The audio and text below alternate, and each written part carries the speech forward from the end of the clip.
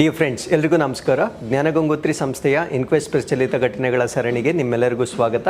So ಇವತ್ತು ನಾವು ಸಂಚಿಕೆ ಸಂಖ್ಯೆ 558 ಡಿಸ್ಕಸ್ ಮಾಡ್ತಾ ಇದ್ದೇವೆ. ಸೊ ಇದು 24ನೇ ಸೆಪ್ಟೆಂಬರ್ 2023 ಪ್ರಚಲಿತ ಘಟನೆಗಳಾಗಿರುತ್ತೆ. ಸೊ ಪ್ರಚಲಿತ ಘಟನೆಗಳ ಅಂತ್ಯದಲ್ಲಿ 2 MCQs ಮತ್ತು ಆರ್ಟಿಕಲ್ಸ್ ಮಧ್ಯದಲ್ಲೂ ಕೂಡ ಒಂದು ಪ್ರಶ್ನೆ ಇರುತ್ತೆ. ಈ ಎಲ್ಲ ಪ್ರಶ್ನೆಗಳಿಗೆ ಉತ್ತರಗಳನ್ನು ನೀವು ಕಮೆಂಟ್ ಸೆಕ್ಷನಲ್ಲಿ ತಿಳಿಸಬಹುದಾಗಿರುತ್ತೆ. ಈ ಎಲ್ಲ ಚಟುವಟಿಕೆಗಳು ನಿಮ್ಮ ಎಲ್ಲ ಸ್ಪರ್ಧಾತ್ಮಕ ಪರೀಕ್ಷೆಗಳಿಗೆ ಉಪಯುಕ್ತವಾಗಿರ್ತವೆ. ಸೊ ಇವತ್ತಿನ ಪ್ರಚಲಿತ ಘಟನೆಗಳನ್ನು ಡಿಸ್ಕಸ್ ಮಾಡೋದಕ್ಕಿಂತ ಮುಂಚೆ ನಿನ್ನೆ ಕೊಟ್ಟಂತಹ 2 ಪ್ರಶ್ನೆಗಳಿಗೆ ಉತ್ತರಗಳನ್ನು ನೋಡಬಹುದಾಗಿರುತ್ತೆ. ಸೊ ಪ್ರಶ್ನೆ ಸಂಖ್ಯೆ 1ಕ್ಕೆ ಆಪ್ಷನ್ ಬಿ ಮತ್ತು ಪ್ರಶ್ನೆ ಸಂಖ್ಯೆ 2ಕ್ಕೆ ಆಪ್ಷನ್ ಎ ಸರಿ ಉತ್ತರವಾಗಿರುತ್ತೆ. ಹಾಗಿದ್ರೆ ಸೊ ಇವತ್ತಿನ ಮೊದಲನೇ ಪ್ರಶ್ನೆಗೆ ಹೋಗೋಣ. ರಾಫ್ಲೇಸಿಯಾ ಸಸ್ಯಗಳು ಎಲ್ಲಿಗೆ ಸ್ಥಳೀಯವಾಗಿವೆ?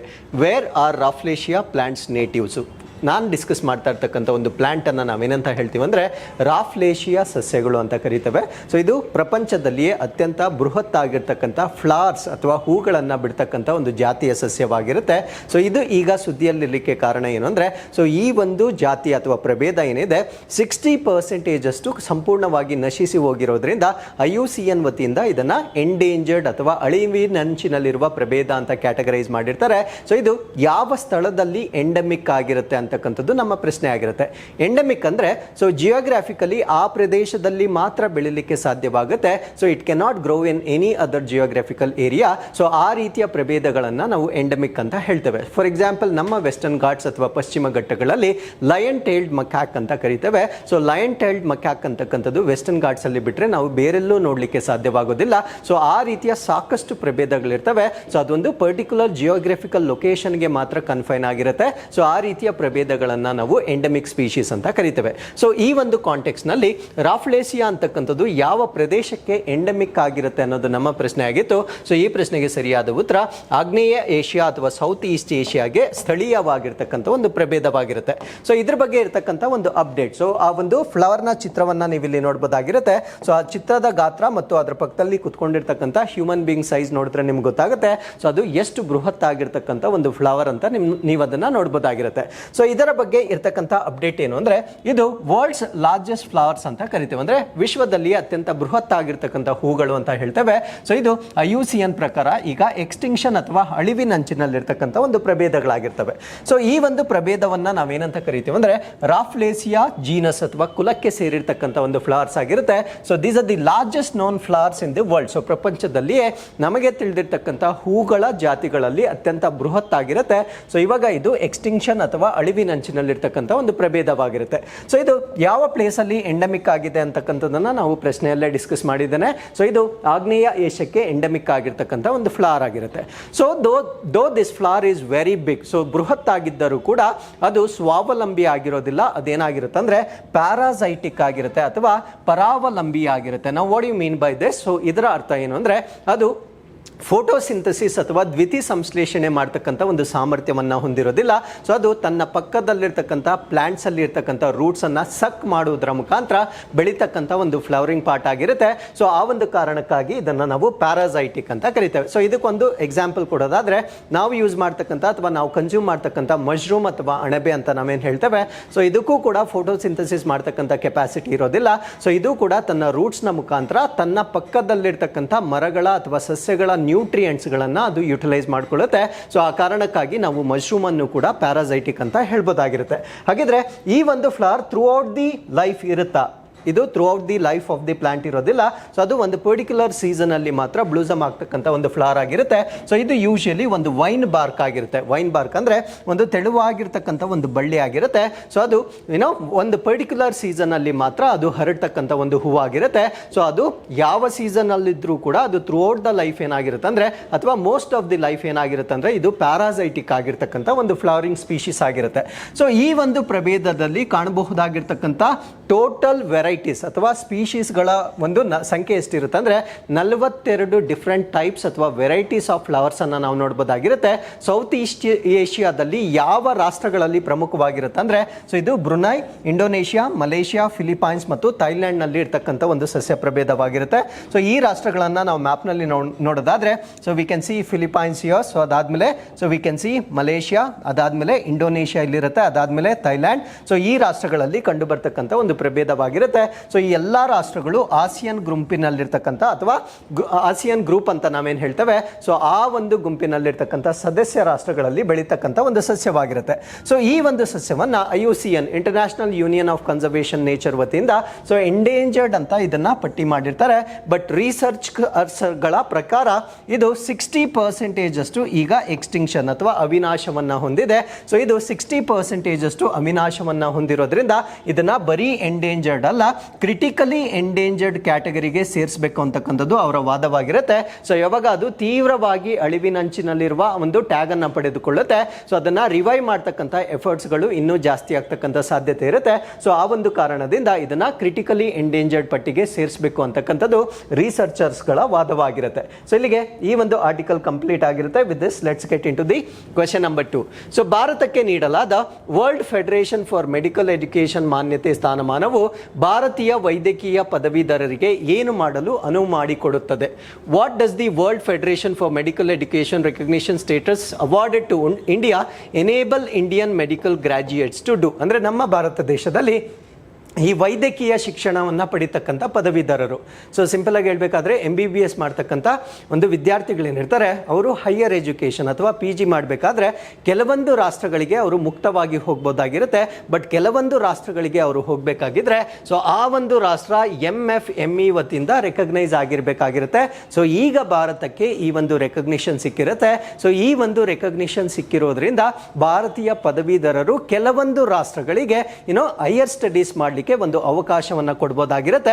ಸೊ ಇದಕ್ಕೆ ಸರಿಯಾದ ಉತ್ತರ ಏನು ಅಂದ್ರೆ ಇದು ಕೆಲವು ವಿದೇಶಗಳಲ್ಲಿ ಸ್ನಾತಕೋತ್ತರ ತರಬೇತಿ ಮತ್ತು ಅಭ್ಯಾಸವನ್ನು ಮುಂದುವರಿಸಲು ಅವರಿಗೆ ಅನುವು ಮಾಡಿಕೊಡುತ್ತದೆ. It enables them to pursue post graduate training practice in certain foreign countries. ಆ ಫಾರಿನ್ ಕಂಟ್ರೀಸ್ ಯಾವ್ದ್ಯಾವ್ದು ಅಂತ ನಾನು ಮುಂದೆ ಎಕ್ಸ್ಪ್ಲೇನ್ ಮಾಡ್ತೇನೆ. ಸೊ ಇದನ್ನ ಚೆನ್ನಾಗಿ ಜ್ಞಾಪಕ ಇಟ್ಕೊಳ್ಳಿ. ಇದನ್ನ ನಾವೇನಂತ ಕರಿತೀವಿ ಅಂದ್ರೆ WFME ಅಂತ ಕರಿತೇವೆ. ಸೊ ಈ ಒಂದು WFME ಏನಿರುತ್ತೆ, ಸೊ ಇದರ ಮಾನ್ಯತೆಯನ್ನ ಈಗ ನಮ್ಮ ಭಾರತ ದೇಶಕ್ಕೆ ನೀಡಲಾಗಿರುತ್ತೆ. ಸೊ ಈ ಒಂದು ಮಾನ್ಯತೆಯನ್ನ ನೀಡಿರುವ ಕಾರಣದಿಂದ ಭಾರತ ದೇಶದಲ್ಲಿ ಅಭ್ಯಾಸ ಮಾಡ್ತಕ್ಕಂಥ ಮೆಡಿಕಲ್ ಸ್ಟೂಡೆಂಟ್ಸ್ ಯಾರಿರ್ತಾರೆ ಅಂದ್ರೆ MBBS ಮಾಡ್ತಕ್ಕಂಥ ವಿದ್ಯಾರ್ಥಿಗಳು ಮುಂದಿನ 10 ವರ್ಷಗಳವರೆಗೆ, ಅಂದ್ರೆ ಇದು ಲೈಫ್ ಟೈಮ್ ಅಕ್ರಿಡಿಟೇಷನ್ ಆಗಿರೋದಿಲ್ಲ, 10 years ಮಾತ್ರ ಕೊಟ್ಟಿರ್ತಕ್ಕಂಥ ಒಂದು ಮಾನ್ಯತೆ ಆಗಿರುತ್ತೆ. ಸೊ ಈ ಒಂದು ಮಾನ್ಯತೆಯನ್ನ ನೀಡಿರುವ ಕಾರಣದಿಂದ ಭಾರತ ದೇಶದಲ್ಲಿ MBBS ಮಾಡ್ತಕ್ಕಂಥ ಯಾವುದೇ ವಿದ್ಯಾರ್ಥಿಯು ಇನ್ನು ಮುಂದೆ US ನಲ್ಲಾಗಿರ್ಬೋದು, ಕೆನಡಾ, ಆಸ್ಟ್ರೇಲಿಯಾ ಮತ್ತು ನ್ಯೂಜಿಲ್ಯಾಂಡ್ ಈ ರಾಷ್ಟ್ರಗಳಲ್ಲಿ ಪೋಸ್ಟ್ ಗ್ರಾಜ್ಯುಯೇಷನ್ ಮಾಡಲಿಕ್ಕೆ ಅವಕಾಶವನ್ನು ಕೊಟ್ಟಿರ್ತಾರೆ. ಕಾರಣ ಏನು ಅಂದ್ರೆ ಈ ಎಲ್ಲಾ ರಾಷ್ಟ್ರಗಳು ಇದರ ಅಕ್ರಿಡಿಟೇಷನ್ ಅಥವಾ ಈ ಒಂದು ನಮ್ಮ ಭಾರತ ದೇಶದ national medical council of India ಅಂತ ನಾವೇನು ಹೇಳ್ತೇವೆ, ಸೊ ಇದಕ್ಕೆ ಹೇಗೆ WFME ರೆಕಗ್ನಿಷನ್ ಕೊಟ್ಟಿರ್ತಾರೆ, ಸೊ ಅದೇ ರೀತಿಯ ರೆಕಗ್ನಿಷನ್ ಅನ್ನ ಈ ಎಲ್ಲ ರಾಷ್ಟ್ರಗಳು ಹೊಂದಿರುತ್ತೆ. ಸೊ ಆ ಒಂದು ಕಾರಣದಿಂದ ನಮ್ಮ ಭಾರತ ದೇಶದ ಮೆಡಿಕಲ್ ಸ್ಟೂಡೆಂಟ್ಸ್ ಈ ರಾಷ್ಟ್ರಗಳಲ್ಲಿ ಪೋಸ್ಟ್ ಗ್ರಾಜ್ಯುಯೇಷನ್ ಅನ್ನ ಮಾಡಬಹುದಾಗಿರುತ್ತೆ. ಸೊ ಹಾಗಿದ್ರೆ ಆಲ್ 706 ಅಂದ್ರೆ ಈ ಒಂದು ಅಕ್ರಿಡಿಟೇಷನ್ ನೀಡಿರುವ ಕಾರಣದಿಂದ ನಮ್ಮ ಭಾರತ ದೇಶದಲ್ಲಿ ಪ್ರಸ್ತುತವಾಗಿರ್ತಕ್ಕಂಥ 706 ಮೆಡಿಕಲ್ ಕಾಲೇಜಸ್ಗಳಲ್ಲಿ ಅಭ್ಯಾಸ ಮಾಡ್ತಾ ಇರ್ತಕ್ಕಂಥ ವಿದ್ಯಾರ್ಥಿಗಳು ನಾನು ಹೇಳಿರ್ತಕ್ಕಂಥ ಈ ರಾಷ್ಟ್ರಗಳಲ್ಲಿ ಪೋಸ್ಟ್ ಗ್ರಾಜ್ಯುಯೇಷನ್ ಇನ್ಮೇಲೆ ಮಾಡಬಹುದಾಗಿರುತ್ತೆ ಮತ್ತು ಪ್ರಾಕ್ಟೀಸ್ ಕೂಡ ಮಾಡಬಹುದಾಗಿರುತ್ತೆ.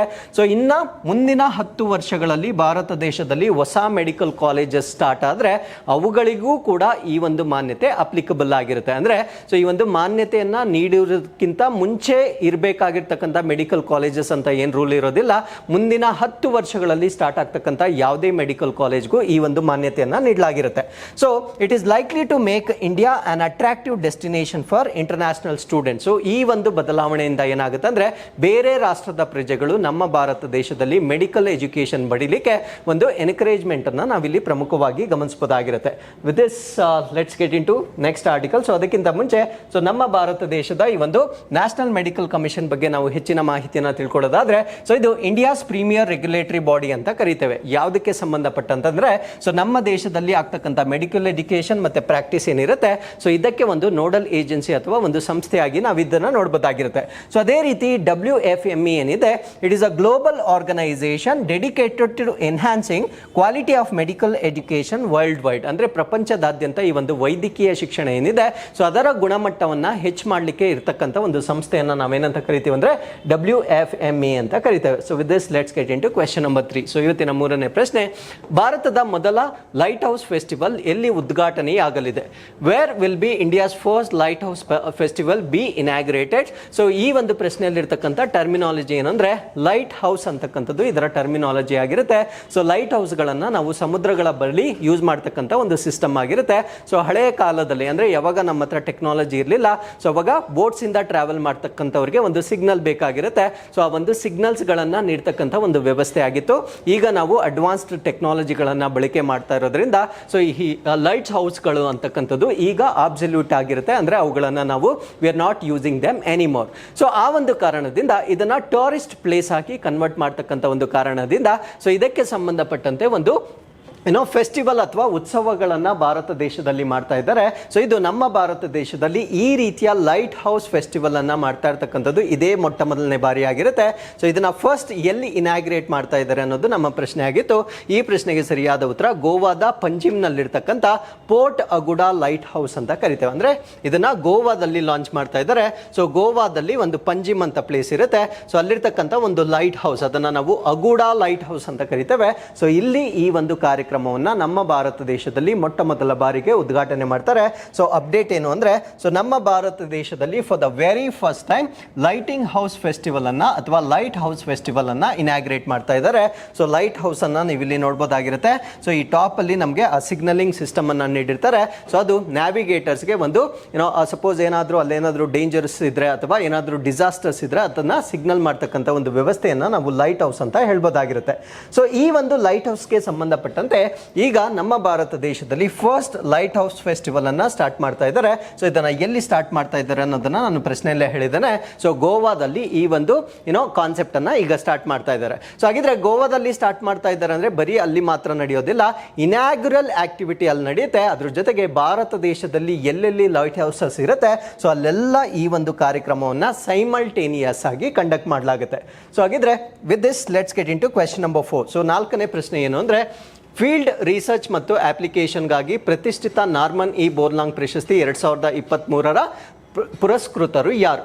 Who has been named the 2023 recipient of the prestigious Norman E. Borlaug Award for the Field Research and Application. So Norman Borlaug ಬಗ್ಗೆ ನೀವು ಕೇಳಿರ್ತೀರಾ. ಸೊ ಇವ್ರನ್ನ ನಾವು ಫಾದರ್ ಆಫ್ ಗ್ರೀನ್ ರೆವಲ್ಯೂಷನ್ ಅಥವಾ ಹಸಿರು ಕ್ರಾಂತಿಯ ಪಿತಾಮಹ ಅಂತ ಕರಿತೇವೆ. ಸೊ ಇವರ ಹೆಸರಿನಲ್ಲಿ ಕೊಡ್ತಕ್ಕಂಥ ಒಂದು ಅವಾರ್ಡ್ಗೆ ನಮ್ಮ ಭಾರತೀಯ ಮಹಿಳೆ ಆಯ್ಕೆ ಆಗಿರ್ತಾರೆ. ಸೊ ಅವ್ರ ಹೆಸರೇನು ಅನ್ನೋದು ನಮ್ಮ ಪ್ರಶ್ನೆ ಆಗಿತ್ತು. ಈ ಪ್ರಶ್ನೆಗೆ ಸರಿಯಾದ ಉತ್ತರ ಡಾಕ್ಟರ್ ಸ್ವಾತಿ ನಾಯಕ್ ಅಂತಕ್ಕಂಥವರು ಸೊ ಈ ಒಂದು ಅವಾರ್ಡ್ಗೆ ಆಯ್ಕೆ ಆಗಿರ್ತಾರೆ. ಸೊ ಅವರ ಚಿತ್ರವನ್ನ ನೀವು ಇಲ್ಲಿ ನೋಡಬಹುದಾಗಿರುತ್ತೆ. ಸೊ ಈ ಚಿತ್ರದಲ್ಲಿರ್ತಕ್ಕಂಥ ಡಾಕ್ಟರ್ ಸ್ವಾತಿ ನಾಯಕ್ ರವರಿಗೆ ನಾರ್ಮನ್ ಬೋರ್ಲಾಂಗ್ ಫೀಲ್ಡ್ ಅವಾರ್ಡ್ 2023 ಅನ್ನ ನೀಡಲಾಗಿರುತ್ತೆ. ಸೊ ಹಾಗಿದ್ರೆ ಇವರು ಕೊಟ್ಟಿರ್ತಕ್ಕಂಥ ಕಾಂಟ್ರಿಬ್ಯೂಷನ್ ಏನು ಅನ್ನೋದನ್ನ ಈ ಆರ್ಟಿಕಲ್ ಅಲ್ಲಿ ನಾವು ಡಿಸ್ಕಸ್ ಮಾಡೋಣ. So doctor Swati Nayak, so ಅವ್ರ ಹೆಸರನ್ನ ನೆನ್ಪಿಟ್ಕೊಳ್ಳಿ. ಸೊ ಅಟ್ ಪ್ರೆಸೆಂಟ್ ಅವರು Indian scientist at the international rice research institute ಅಂತ ಕರಿತೇವೆ. ಅಂದ್ರೆ ನಮ್ಮ ಭಾರತ ದೇಶದಲ್ಲಿ ಈ ಅಕ್ಕಿ ಅಥವಾ ರೈಸ್ ಅಂತ ನಾವೇನು ಕರಿತೇವೆ ಸೊ ಅದರ ಬಗ್ಗೆ ಸಂಶೋಧನೆಗಳನ್ನ ಮಾಡ್ತಕ್ಕಂಥ ಒಂದು ಸಂಸ್ಥೆ ಏನಿರುತ್ತೆ ಆ ಒಂದು ಸಂಸ್ಥೆಯಲ್ಲಿ ಇವರು ವಿಜ್ಞಾನಿಯಾಗಿ ಇವಾಗ ತಮ್ಮ ಸೇವೆಯನ್ನು ಸಲ್ಲಿಸ್ತಾ ಇದ್ದಾರೆ. ಸೊ ಇವರಿಗೆ 2023ನೇ ಸಾಲು ಅಂದ್ರೆ ಈಗಿನ ವರ್ಷ ಅಥವಾ ಪ್ರೆಸೆಂಟ್ ಇಯರ್ ನಲ್ಲಿ ಇವರಿಗೆ prestigious Norman E Borlaug award ಅನ್ನ ನೀಡಲಾಗಿರುತ್ತೆ. ಯಾವ ಕ್ಯಾಟಗರಿಲಿ ಅಂದ್ರೆ ಫೀಲ್ಡ್ ರಿಸರ್ಚ್ ಅಂಡ್ ಅಪ್ಲಿಕೇಶನ್ ಅಂತ ಕರೀತೇವೆ. ಈ ಒಂದು ಕ್ಯಾಟಗರಿಯಲ್ಲಿ ಇವರಿಗೆ ಅವಾರ್ಡ್ ಅನ್ನ ನೀಡಲಾಗಿರುತ್ತೆ. ಹಾಗಿದ್ರೆ ಇವ್ರು ಮಾಡಿರ್ತಕ್ಕಂಥ ಒಂದು ಕಾಂಟ್ರಿಬ್ಯೂಷನ್ ಏನು? ಇವ್ರು ಮಾಡಿರ್ತಕ್ಕಂಥ ಒಂದು ಕಾಂಟ್ರಿಬ್ಯೂಷನ್ ಏನು ಅಂದ್ರೆ adoption of climate resilient and nutritious rice varieties. So ನಾನು ಹೇಳಿದೆ ಅವರು ರೈಸ್ ಇನ್ಸ್ಟಿಟ್ಯೂಟ್ ಅಲ್ಲಿ ವಿಜ್ಞಾನಿಯಾಗಿ ಅಥವಾ ಸೈಂಟಿಸ್ಟ್ ಆಗಿ ಕೆಲಸ ಮಾಡ್ತಾ ಇದ್ದಾರೆ. ಸೊ ಹಾಗಿದ್ರೆ ಅವರ ಕಾಂಟ್ರಿಬ್ಯೂಷನ್ ಕೂಡ ಈ ಒಂದು ಅಕ್ಕಿ ಬೆಳೆಗೆ ಸಂಬಂಧಪಟ್ಟಿರ್ತಕ್ಕಂಥ ಒಂದು ಕಾಂಟ್ರಿಬ್ಯೂಷನ್ ಆಗಿರುತ್ತೆ. ಸೊ ಇವರು ಕ್ಲೈಮೇಟ್ ರೆಸಿಲಿಯಂಟ್ ಅಂತ ಕರಿತೇವೆ. ಕ್ಲೈಮೇಟ್ ರೆಸಿಲಿಯಂಟ್ ಅಂದ್ರೆ ಸೊ ನಮ್ಮ ಒಂದು ಹವಾಮಾನ ಪರಿಸ್ಥಿತಿಗಳು ಹೇಗೆ ಇದ್ದರೂ ಕೂಡ ಅದರ ಈಲ್ಡ್ ಅನ್ನ ಹೆಚ್ಚಿಗೆ ಮಾಡ್ತಕ್ಕಂಥ ಒಂದು ವೆರೈಟಿಗಳನ್ನ ಡೆವಲಪ್ ಮಾಡ್ತಕ್ಕಂಥ ಆ ಒಂದು ಅಡಾಪ್ಷನ್ ಅಂತ ನಾವೇನು ಕೇಳ್ತೇವೆ ಸೊ ಅದರ ಬಗ್ಗೆ ರಿಸರ್ಚ್ ಮಾಡಿ ಸಕ್ಸಸ್ಫುಲ್ ಆಗಿರ್ತಕ್ಕಂಥ ವಿಜ್ಞಾನಿ ಆಗಿರ್ತಾರೆ. ಸೊ ಈ ಒಂದು ಅವಾರ್ಡ್ ಅನ್ನ ಯಾರು ಕೊಡ್ತಾರೆ ಅಂದ್ರೆ ಸೊ ರಾಕ್ ಫೆಲ್ಲರ್ ಫೌಂಡೇಶನ್ ಅಂತ ನಾವೇನು ಹೇಳ್ತೇವೆ ಸೊ ಇವರ ವತಿಯಿಂದ ಕೊಡ್ತಕ್ಕಂಥ ಒಂದು ಅವಾರ್ಡ್ ಆಗಿರುತ್ತೆ. ಹಾಗಿದ್ರೆ ಈ ಒಂದು ಅವಾರ್ಡ್ ಅನ್ನ ಕೊಡ್ಲಿಕ್ಕೆ ಒಂದು ಕ್ರೈಟೀರಿಯಾ ಇರುತ್ತೆ. ಆ ಒಂದು ಕ್ರೈಟೀರಿಯಾ ಏನು ಅಂದ್ರೆ ಸೊ ಅವರಿಗೆ 40 ವರ್ಷಕ್ಕಿಂತ ಜಾಸ್ತಿ ಆಗಿರ್ಬೋದು. This is very very important. So 40 ಇಯರ್ಸ್ಗಿಂತ ಕಡಿಮೆ ಇರತಕ್ಕಂಥವ್ರಿಗೆ ಕೊಡ್ತಕ್ಕಂಥ ಒಂದು ಅವಾರ್ಡ್ ಆಗಿರುತ್ತೆ.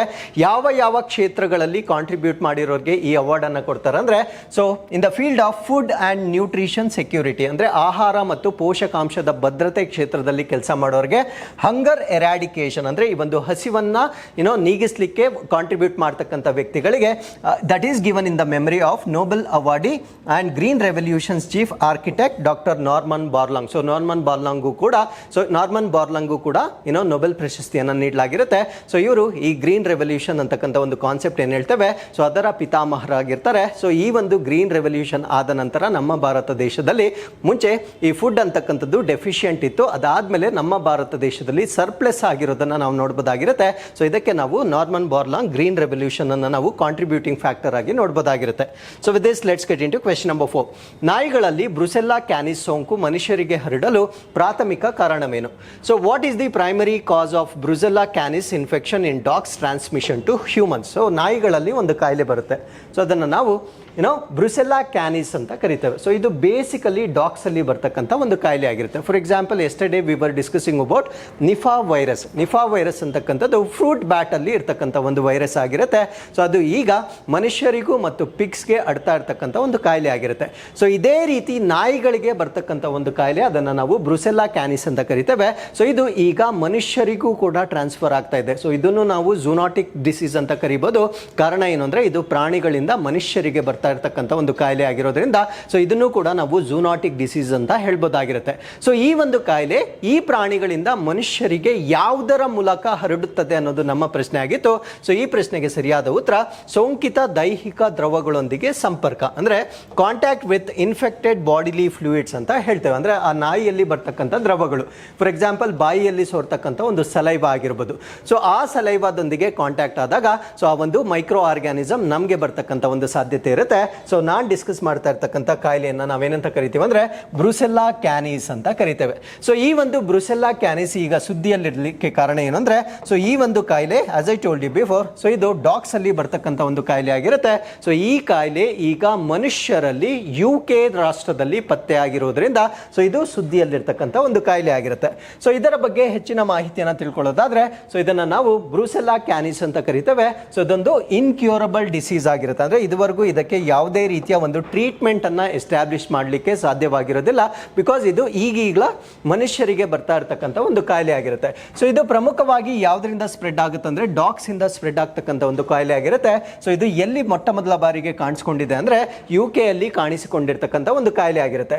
ಸೊ 3 ಬ್ರಿಟಿಷ್ ಸಿಟಿಸನ್ಸ್ ಈ ಒಂದು ಕಾಯಿಲೆಗೆ ತುತ್ತಾಗಿರ್ತಾರೆ. ಸೊ ಈ ಒಂದು ಕಾಯಿಲೆ ಬರೋದ್ರಿಂದ ಆಗ್ತಕ್ಕಂಥ ತೊಂದರೆಗಳೇನು ಅಂತ ನಾವು ನೋಡೋದಾದ್ರೆ, ಇನ್ಫರ್ಟಿಲಿಟಿ ಆಗುತ್ತೆ, ಅಂದ್ರೆ ಬಂಜತನ ಆಗುತ್ತೆ. They can not give birth to children ಅಥವಾ ಚೈಲ್ಡ್.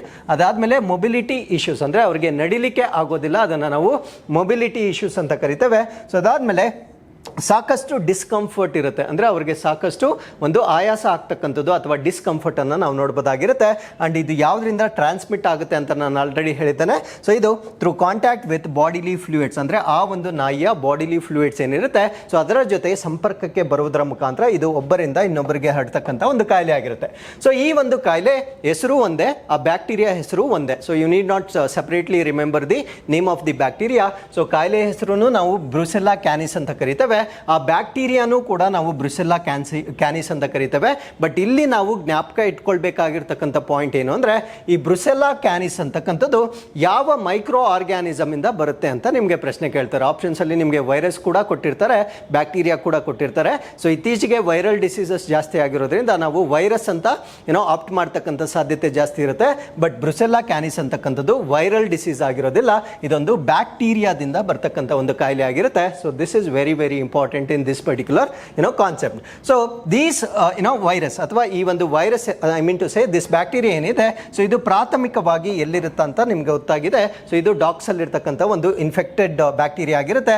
ಸೊ ಈ ಒಂದು ಇನ್ಫೆಕ್ಟೆಡ್ ಡಾಗ್ಸ್ ಏನಿರುತ್ತೆ ದೇರ್ ರೀಪ್ರೊಡಕ್ಟಿವ್ ಅಥವಾ ಬ್ಲಡ್ ಪ್ರಾಡಕ್ಟ್ಸ್ ಏನಿದೆ ಸೊ ಅದ್ರ ಜೊತೆ ಕಾಂಟ್ಯಾಕ್ಟ್ ಆಗೋದ್ರಿಂದ ಇದು ಮನುಷ್ಯರಿಗೆ ಬರ್ತಕ್ಕಂಥ ಒಂದು ಕಾಯಿಲೆ ಆಗಿರುತ್ತೆ. So with this let's get into question number 5. So ಇವತ್ತಿನ 5ನೇ ಪ್ರಶ್ನೆ, 2023ರಲ್ಲಿ ಸೋಲಾರ್ ವಾಟರ್ ಪಂಪ್ ಸ್ಥಾಪನೆಯಲ್ಲಿ ಭಾರತ ಭಾರತದ ಯಾವ ರಾಜ್ಯವು ಅಗ್ರಸ್ಥಾನದಲ್ಲಿದೆ?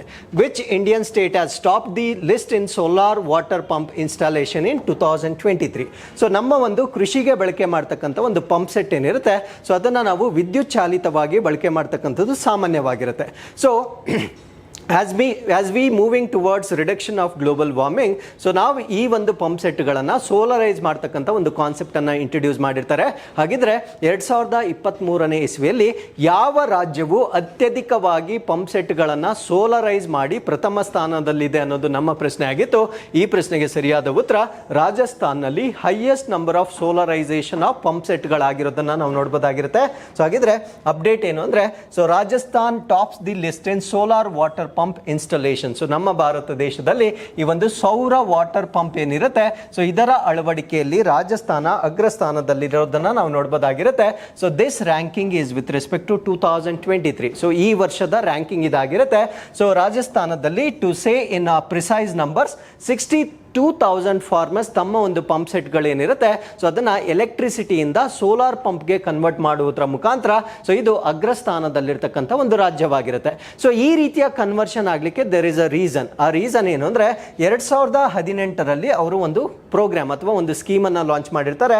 ಆ ಒಂದು ಸ್ಕೀಮಲ್ಲಿ ಅವರು ಏನು ಮಾಡ್ತಾರೆ ಅಥವಾ ಏನು ಫೆಸಿಲಿಟೇಟ್ ಮಾಡ್ತಾರೆ ಅಂದರೆ, ಸೊ ರೈತರು ಈ ಒಂದು ಪಂಪ್ ಸೆಟ್ ಏನಿರುತ್ತೆ ಅದನ್ನು ಸೋಲರೈಸ್ ಮಾಡಿದಾಗ 60% ಸಬ್ಸಿಡಿಯನ್ನು ಕೊಡ್ತಾರೆ. ಅಂದರೆ ಅದಕ್ಕೆ ವೆಚ್ಚ ಎಷ್ಟು ತಗಲುತ್ತೆ ಅದರ 60% ವೆಚ್ಚವನ್ನು ಆ ಒಂದು ಸರ್ಕಾರ ನೀಡುವ ಕಾರಣದಿಂದ ಸೊ ಇಷ್ಟು ಬಿಗ್ ನಂಬರ್ಸ್ ಅಲ್ಲಿ ಪರಿವರ್ತನೆ ಆಗಿರೋದನ್ನ ನಾವು ಇಲ್ಲಿ ನೋಡಬಹುದಾಗಿರುತ್ತೆ. ಸೊ ಈ ಕಾರಣದಿಂದ 2023ರಲ್ಲಿ ಇದು ಟಾಪ್ 1 ಅಲ್ಲಿ ಇರ್ತಕ್ಕಂಥ ಒಂದು ರಾಜ್ಯವಾಗಿರುತ್ತೆ. ಹಾಗಿದ್ರೆ ಈ ಒಂದು ಆರ್ಟಿಕಲ್ಗೆ ಸಂಬಂಧಪಟ್ಟಂತೆ ನಾವು ಕೇಳ್ತಾ ಇರ್ತಕ್ಕಂಥ ಪ್ರಶ್ನೆ ಏನು ಅಂದರೆ, what is the objective of PM Kusum? So ನಾವು ಕೇಳ್ತಾ ಇರ್ತಕ್ಕಂಥ ಒಂದು ಪ್ರೋಗ್ರಾಮ್ ಏನಿರುತ್ತೆ ಇದನ್ನು ನಾವು PM ಕುಸುಮ್ ಅಂತ ಕರಿತೇವೆ.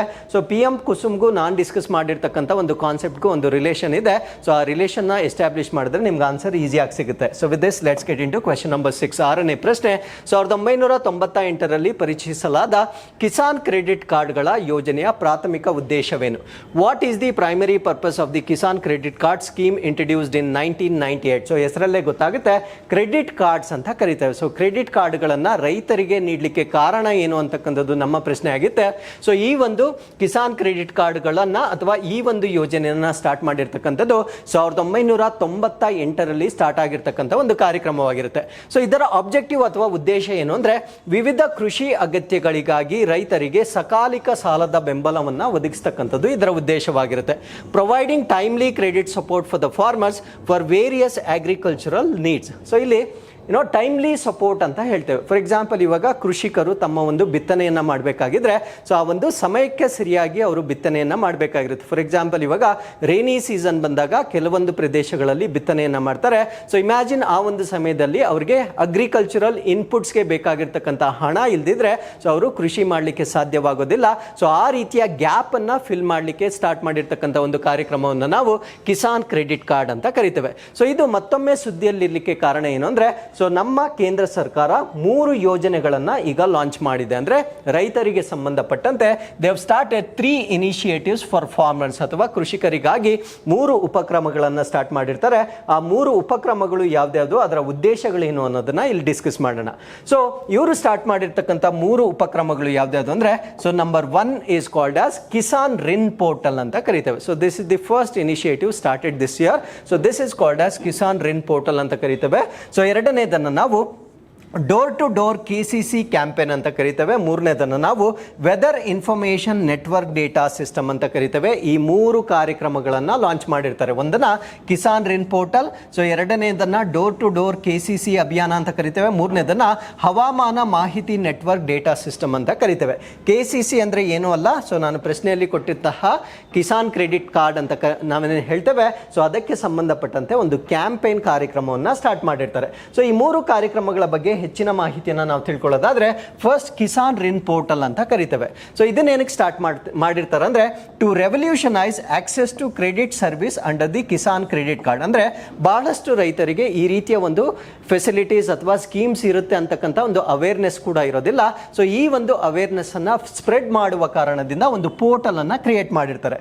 ಸೊ ಈ ಒಂದು ಪೋರ್ಟಲ್ ಇಂದ ಆಗ್ತಕ್ಕಂಥ ಒಂದು ಅನುಕೂಲಗಳೇನು? ಸೊ ಈ ಒಂದು ಪೋರ್ಟಲ್ ಅಂತಕ್ಕಂಥದ್ದು ಒಂದು comprehensive view of farmers data ಇರುತ್ತೆ. ಅಂದರೆ ಕೃಷಿಕರಿಗೆ ಸಂಬಂಧಪಟ್ಟಂತೆ ಸಂಪೂರ್ಣವಾದ ಒಂದು ದತ್ತಾಂಶ ಇರುತ್ತೆ. ಸೊ ಅದಾದಮೇಲೆ ಕಿಸಾನ್ ಕ್ರೆಡಿಟ್ ಕಾರ್ಡ್ಗಳನ್ನು ಬಳಕೆ ಮಾಡ್ತಕ್ಕಂಥ ರೈತರಿಗೆ ಸಂಬಂಧಪಟ್ಟಂತೆ ಲೋನ್ ಡಿಸ್ಬರ್ಸ್ಮೆಂಟ್ ಸ್ಪೆಸಿಫಿಕ್ಸ್ಗಳನ್ನು ಅವ್ರು ನೋಡ್ಕೊಳ್ಬೋದಾಗಿರುತ್ತೆ. ಅಂದರೆ ಆ ಒಂದು ಲೋನನ್ನು ಡಿಸ್ಬರ್ಸ್ ಮಾಡ್ತಕ್ಕಂಥ ಒಂದು ಮಾಹಿತಿ ಏನಿರುತ್ತೆ ಸೊ ಅದನ್ನು ಅವರು ಚೆಕ್ ಮಾಡ್ಕೊಳ್ಬೋದಾಗಿರುತ್ತೆ. ಅದಾದಮೇಲೆ ಇಂಟ್ರೆಸ್ಟ್ ಸಬ್ವೆನ್ಷನ್ ಕ್ಲೇಮ್ಸ್ ಅಂತ ಕರಿತೇವೆ. ಸಬ್ವೆನ್ಷನ್ ಅಂದರೆ ಸರ್ಕಾರ ನೀಡ್ತಕ್ಕಂಥ ಹಣವನ್ನು ನಾವು ಸಬ್ವೆನ್ಷನ್ ಅಂತ ಕರಿತೇವೆ. ಸೊ ಅವರು ಪೇ ಮಾಡ್ತಕ್ಕಂಥ ಒಂದು ಬಡ್ಡಿಗೂ ಕೂಡ ಸರ್ಕಾರ ಒಂದು ಸಬ್ಸಿಡಿ ಕೊಡುತ್ತೆ. ಸೊ ಆ ರೀತಿಯ ಸಬ್ವೆನ್ಷನ್ ಅನ್ನು ಕೂಡ ಅವರು ಚೆಕ್ ಮಾಡ್ಕೊಳ್ಬೋದಾಗಿರುತ್ತೆ. ಸೊ ಅದಾದ್ಮೇಲೆ ಈ ಒಂದು ಕಿಸಾನ್ ಕ್ರೆಡಿಟ್ ಕಾರ್ಡ್ ಅಂತ ನಾವೇನು ಹೇಳ್ತೇವೆ ಸೊ ಅದನ್ನ ಎಫಿಷಿಯೆಂಟ್ ಆಗಿ ಬಳಕೆ ಮಾಡಲಿಕ್ಕೆ ಬೇಕಾಗಿರ್ತಕ್ಕಂಥ ಒಂದು ಪೋರ್ಟಲ್ ಅನ್ನ ಈಗ ಲಾಂಚ್ ಮಾಡಿರ್ತಾರೆ. ಸೊ ಅದಾದ್ಮೇಲೆ Ghar Ghar Kisan credit card Abhiyan. So ಹೆಸರಲ್ಲೇ ಹೇಳ್ತಾ ಇದ್ದಾರೆ ಗರ್ ಗರ್ ಅಂದ್ರೆ ಮನೆ ಮನೆಗೂ ಹೋಗಿ ಒಂದು ಅಭಿಯಾನಗಳನ್ನ ಮಾಡುವುದರ ಮುಖಾಂತರ ಈ ರೀತಿಯ ಕಿಸಾನ್ ಕ್ರೆಡಿಟ್ ಕಾರ್ಡ್ ಅನ್ನ ಅಧಿಕವಾಗಿ ಅಥವಾ ಅತ್ಯಂತ ಹೆಚ್ಚಿನ ರೈತರು ಬಳಕೆ ಮಾಡಿಕೊಳ್ಳಿಕ್ಕೆ ಮಾಡ್ತಕ್ಕಂಥ ಒಂದು ಅಭಿಯಾನವನ್ನ ನಾವು ಗರ್ ಗರ್ ಕಿಸಾನ್ ಕ್ರೆಡಿಟ್ ಕಾರ್ಡ್ ಅಭಿಯಾನ ಅಂತ ಕರಿತೇವೆ. ಸೊ ಈ ಒಂದು ಅಭಿಯಾನವನ್ನ ಮಾಡ್ತಾ ಇರ್ತಕ್ಕಂಥ ಉದ್ದೇಶ ಏನು ಅಂದ್ರೆ to achieve universal financial inclusion ಅಂದ್ರೆ ರೈತರಿಗೆ ಸಂಬಂಧಪಟ್ಟಂತೆ ಸೊ ಈ ಒಂದು ಆರ್ಥಿಕ ಒಳಗೊಳ್ಳುವಿಕೆಯನ್ನ ಉತ್ತೇಜನ ಮಾಡ್ತಕ್ಕಂಥದ್ದು ಇದರ ಪ್ರಮುಖವಾದ ಗುರಿಯಾಗಿರುತ್ತೆ. ಸೊ ಮೂರನೇ ಸ್ಕೀಮ್ ಅನ್ನ ನಾವೇನಂತ ಹೇಳ್ತೀವಿ ಅಂದ್ರೆ ವಿಂಡ್ಸ್ ಅಂತ ಕರಿತೇವೆ. ಸೊ ವಿಂಡ್ಸ್ ಅಂದ್ರೆ weather information network data system ಅಂತ ಕರಿತೇವೆ. ಸೊ ಇದು ಹೆಸರಲ್ಲೇ ಗೊತ್ತಾಗುತ್ತೆ ಈ ಸ್ಕೀಮ್ ಅನ್ನ ಏನಕ್ಕೆ ಮಾಡಿರ್ತಾರೆ ಅಂದ್ರೆ ಸೊ ಯಾವುದೇ ಒಂದು ಕೃಷಿ ಚಟುವಟಿಕೆಗಳು ಯಾವ್ದ್ರ ಮೇಲೆ ಡಿಪೆಂಡ್ ಆಗಿರುತ್ತೆ ಅಂದ್ರೆ ವೆದರ್ ಮೇಲೆ ಡಿಪೆಂಡ್ ಆಗಿರುತ್ತೆ.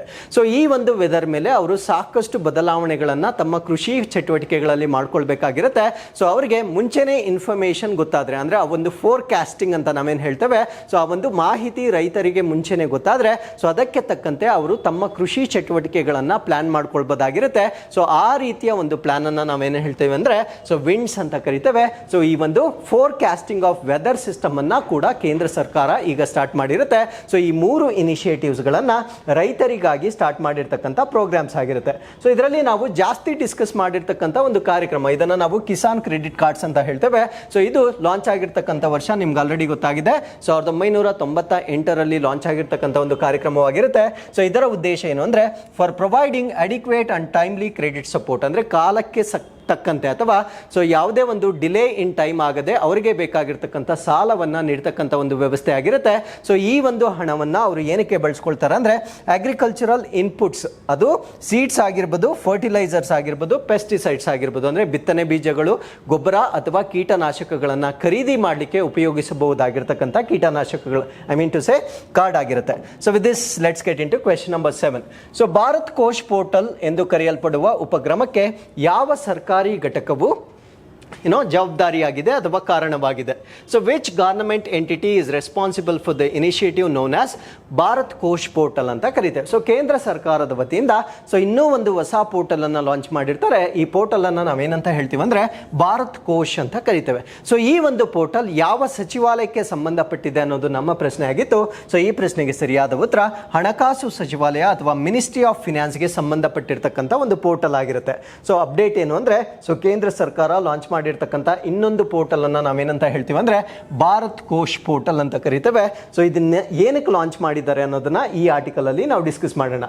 ಸೊ ಇದು ಒಂದು ಇ ವ್ಯಾಲೆಟ್ ಆಗಿರುತ್ತೆ. ಸೊ ಇದನ್ನ ನಾವು there is a payment option on Bharat Kosh portal ಅಂತ ಕರಿತೇವೆ. ಅಂದ್ರೆ ಈ ಒಂದು ಭಾರತ್ ಪೋರ್ಟಲ್ ಏನಿದೆ ಸೊ ಇದು ನಮ್ಮ ಫೋನ್ ಪೇ, ಗೂಗಲ್ ಪೇ ತರ ಇರ್ತಕ್ಕಂಥ ಒಂದು ಕ್ಯಾಶ್ ಅನ್ನ ಅಥವಾ ಹಣವನ್ನ ಪಾವತಿ ಮಾಡ್ತಕ್ಕಂಥ ಒಂದು ಪೋರ್ಟಲ್ ಆಗಿರುತ್ತೆ. ಸೊ ಇದಕ್ಕೆ ನಾವು ಭಾರತ್ ಕೋಶ್ ಅಂತ ಕರಿತೇವೆ. ಸೊ ಈ ಒಂದು ಇನಿಷಿಯೇಟಿವ್ ಅನ್ನ ಲಾಂಚ್ ಮಾಡಿರ್ತಕ್ಕಂಥವ್ರು ಮಿನಿಸ್ಟ್ರಿ ಆಫ್ ಫಿನಾನ್ಸ್ ಅಥವಾ ಹಣಕಾಸು ಸಚಿವಾಲಯದ ವತಿಯಿಂದ ಲಾಂಚ್ ಮಾಡಿರ್ತಾರೆ.